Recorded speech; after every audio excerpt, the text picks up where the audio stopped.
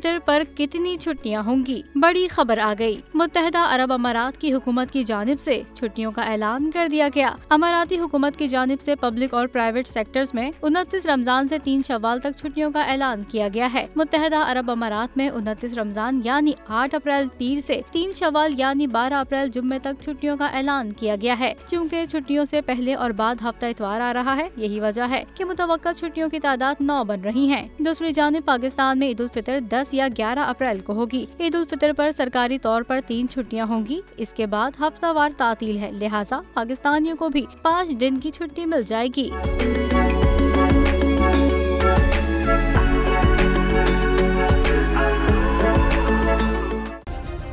Subscribe करें और bell दबाएं ताकि कोई खबर रह न जाए।